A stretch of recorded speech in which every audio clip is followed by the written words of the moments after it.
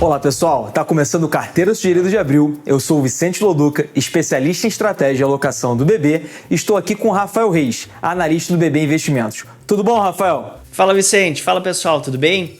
Em março, o Ibovespa teve sua primeira alta mensal em 2021, subindo 6%, de olho na vacinação contra a Covid-19. Apesar do número positivo, a volatilidade continuou dando tom ao longo do mês, e esse resultado se consolidou mesmo somente nas últimas 5 sessões. Bom, vamos ver como ficaram as rentabilidades das nossas carteiras? Vicente, que tal começar por aí com as carteiras de alocação? Começo sim, Rafa. Como você disse, a volatilidade deu o tom ao longo do mês, tanto na renda variável quanto na renda fixa.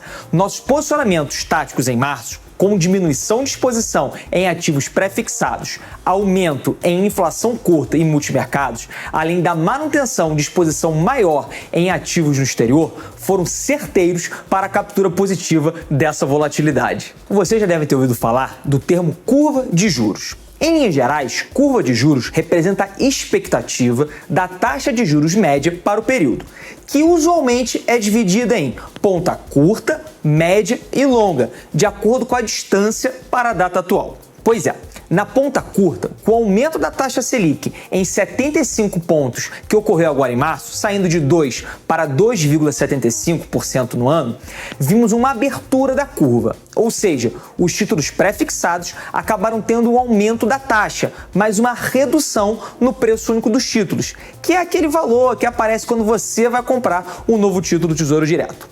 Essa diminuição no preço único dos títulos acabou afetando para baixo a rentabilidade desses títulos pré-fixados. Na ponta longa, então, daqueles títulos mais a longo prazo, também vimos uma abertura da curva, mas agora influenciada por preocupações em relação ao cenário fiscal, tendo em vista a aprovação da PEC emergencial e do orçamento de 2021 e dos avanços da Covid-19 no Brasil.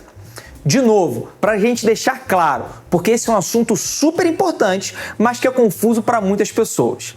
A abertura da curva significa um aumento da taxa dos títulos e uma diminuição do preço único. Com isso, tanto os ativos pré-fixados quanto os indexados à inflação de médio e longo prazo foram impactados negativamente. Na renda fixa, quem se deu melhor no período foram os ativos indexados à inflação de curto prazo, que mesmo com a abertura da curva, foram beneficiados pelo avanço da inflação e performaram assim no campo positivo. Já na renda variável, como o Rafa disse, o Ibovespa alcançou os 116.634 pontos, fechando o mês de março em alta, diante das perspectivas positivas para a vacinação no país. E a nossa posição no exterior, pelo fundo BB Bolsa Globais Ativo, capturou ganhos no mercado proporcionados pelo avanço na vacinação nos Estados Unidos e o otimismo para a retomada econômica global. Desta forma, apesar da volatilidade e diferentes vetores de impacto, em março, todas as nossas carteiras fecharam com rentabilidade positiva. O perfil conservador fechou o mês com retorno de 0,17%, o perfil moderado de 0,96%, o perfil arrojado de 1,82% e o perfil agressivo de 2,59%. E como vocês sabem, investir é pensar no longo prazo. Então, analisando nossas carteiras nos últimos 24 meses, as rentabilidades foram 7,91%, 12,67% e 22,69% nos perfis conservador, moderado e arrojado, respectivamente. Todas superando o CDI, que fechou em 7,78%.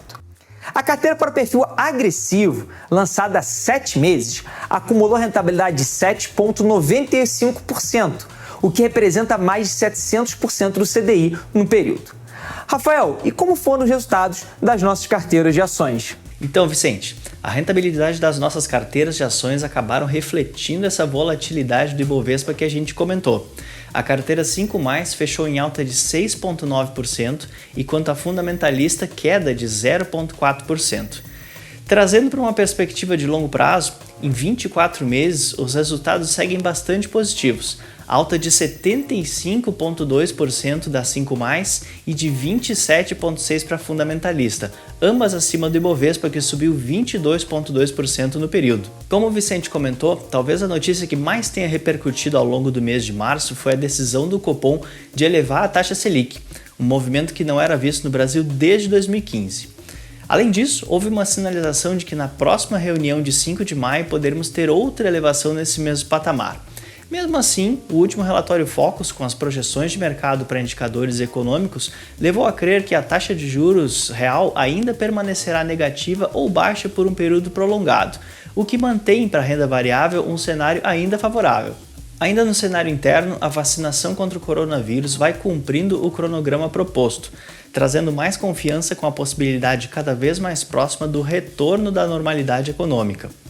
Porém, a questão fiscal segue no radar, com expectativas sobre medidas para sanar o déficit ocasionado pela necessidade de combater os efeitos da pandemia, assim como ocorreu em diversas outras economias pelo mundo.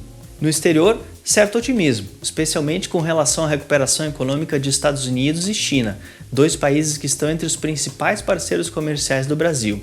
Já na Europa, Alemanha e França, as duas maiores economias da zona do euro, tiveram que prorrogar medidas de isolamento por conta dos avanços da pandemia, o que deve impactar negativamente no crescimento da região. Por fim, para abril, o Ibovespa parece que vai ter um momento de respiro e mostra uma tendência de alta no curto prazo.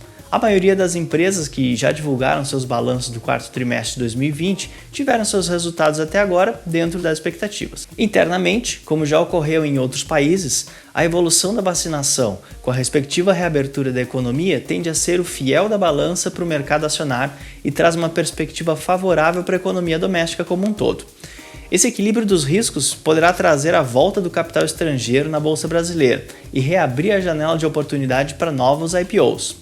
A nossa expectativa para o Ibovespa permanece no alvo de 130 mil pontos para o final de 2021, o que representa um potencial de valorização de aproximadamente 11%.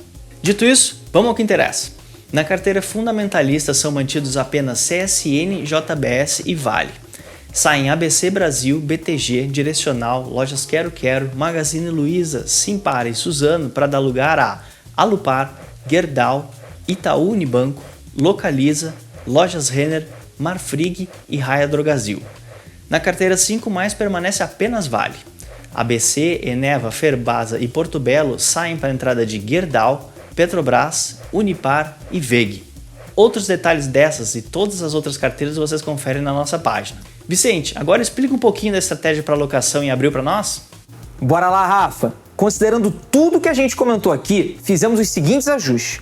Diminuímos ainda mais a nossa exposição em renda fixa pré-fixada, assim como diminuímos a alocação em renda fixa indexada à inflação, mantendo a exposição no vértice curto. E aumentamos a nossa exposição em investimento no exterior. Já nas classes multimercado e renda variável local, mantivemos a nossa posição do mês de março. Então, pessoal, com essas mudanças, no fim das contas, a composição das nossas carteiras para o perfil conservador, moderado, arrojado e agressivo também deram uma mexida, como dá para ver nos gráficos aqui na tela. Mas não se preocupe, você também encontra tudo bem explicadinho na nossa página bb.com.br/carteira sugerida. E dentre os produtos sugeridos, fizemos uma alteração na indicação de fundo multimercado para o perfil conservador. Excluímos o BB dinâmico e incluímos o BB macro. E pessoal, tem mais novidade. Você conhece o eSports? É fã de games? Sim? Não? Pois é, a indústria de games já é a maior indústria de entretenimento do planeta, superando o cinema e a música. Movimentou 126,6 bilhões de dólares no último ano. E a projeção de faturamento para 2021 é de 142,2 bilhões de dólares. Então, para quem é fã do universo gamer ou acredita no potencial de crescimento deste mercado, o Banco do Brasil lançou recentemente o fundo BB Ações Games BDR Nível 1. O fundo investe em empresas do Brasil e do exterior que estejam ligadas de alguma forma a esse universo gamer e de esportes. E é mais uma opção para você diversificar a sua carteira dentro daqueles percentuais de investimentos no exterior que falamos agora há pouco. Ah, e muito importante, o fundo tem proteção cambial. Ou seja, possíveis efeitos da variação do dólar não influenciam na rentabilidade. O investimento inicial é a partir de só 1 centavo e você pode investir agora no app BB ou no app Investimentos BB. Se quiser saber mais, tem tudo explicadinho na página bb.com.br/fundosgames. Passa lá.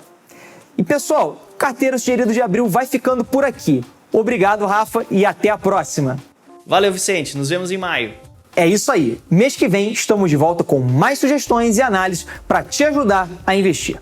Continue nos acompanhando nas redes sociais do BB e ouça nossos podcasts sobre investimentos e educação financeira aqui no YouTube e no Spotify. E não se esqueça, se vai investir, comece hoje. Tchau!